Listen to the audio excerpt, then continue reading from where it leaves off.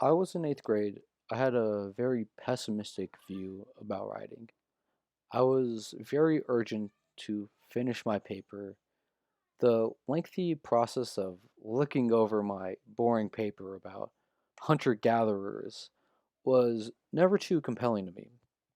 While I share similar views today, Donald Murray's article, The Maker's Eye Revisiting Your Own Manuscript, is rather compelling in the sense that it analyzes how academics should reconsider how they revise papers. As an academic noob in high school and middle school, the writing process finished for me after my draft ended. Murray examines how we should reconsider our drafts as a continual process of rephrasing and adjusting your ideas. First, he describes how Drucker, the prolific business writer, writes in his first draft, how he has a zero draft. Then he starts counting after that. The zero draft posits that rather than a narrow interpretation, that we have one draft and considering our job is done after you consider that or complete that first draft. Rather, we have a radical reconsideration of drafts as a process to make ideas clear, concise, and worded in the best manner possible. Reading your essay as if you were an audience member of it is valuable because it allows you to critically engage the concepts, ideas, rhetoric of your paper while still maintaining the ability to change how entire concepts are represented. He says that this is a special kind of reading, which I like to call critical reading. That's for myself. But he says that as an author reading, we truly never think the pages are finished. We can always change how entire concepts are represented.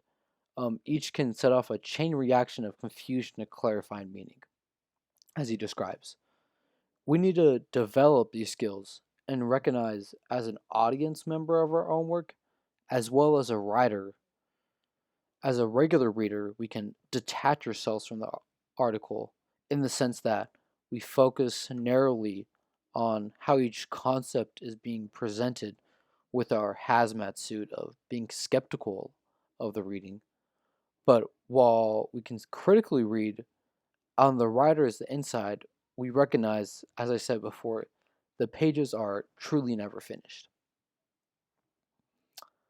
Some might consider this ability frightening, others exciting, but only a constant analyzing of our own work can result in effective writing.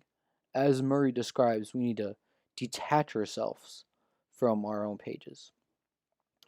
The author can become their best enemy, in a sense, becoming grateful of every praise, but also equally suspicious of it, and applying that same principle to the criticism, or to their criticism, rather.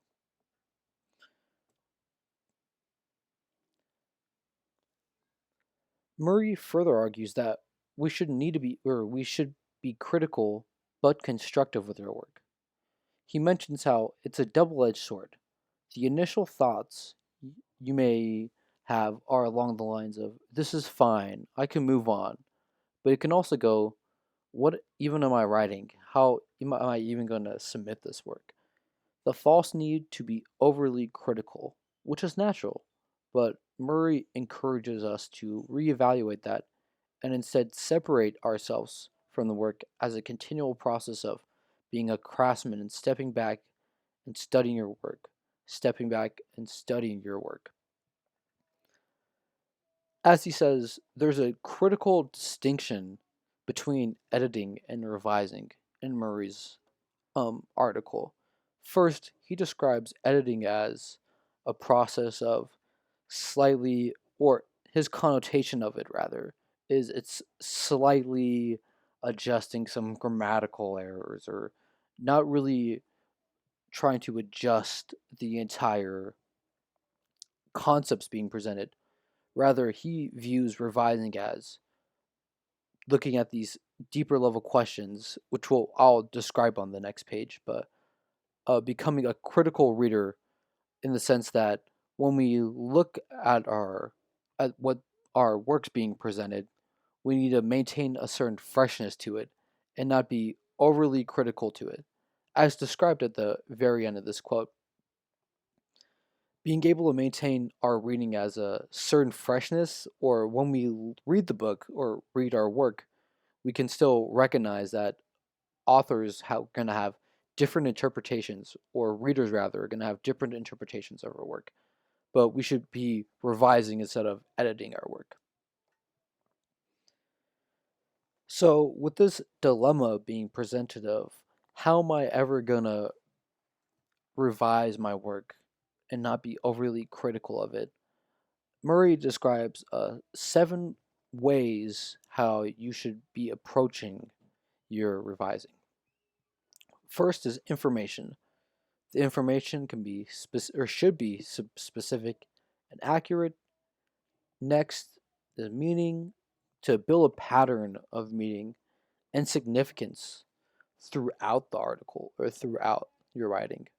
You need to consider your audience by putting yourself in the reader situation and see if the information is easily digestible, you think, for the readers. And form, is it appropriate to your subject? Genre is a vehicle which can carry meaning, as we've discussed in class. Structure, outline and visualize your framework, the narrative, and so on of your text, and see if it's appropriate for what you're trying to describe, along with your meaning and information. You need to make sure your information is adequately developed so it makes sure that the reader is not left with any questions afterwards about the text. It needs to have good dimension by pleasing proportion, as Murray describes, adding and subtracting to make sure that there's an overall balance in the text. And finally, make sure that the expression of your authority and concern on the pages is aligned with the meaning that is attempting to be produced. As discussed in class, your writing is not going to be interpreted the same among everyone.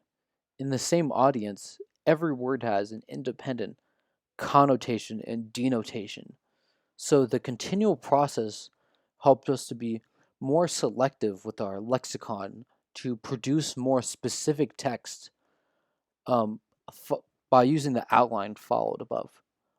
So the real question is, when does it end? Murray says that we'll never be truly satisfied with the text we produce, and the texts we produce are probably urgent or just produced as a result of our deadlines or someone demanding it. But being able to follow the outline above allows us to become better readers. I asked the audience a question of, what do you think contributes to revisions being characterized as part of the hardest part of writing?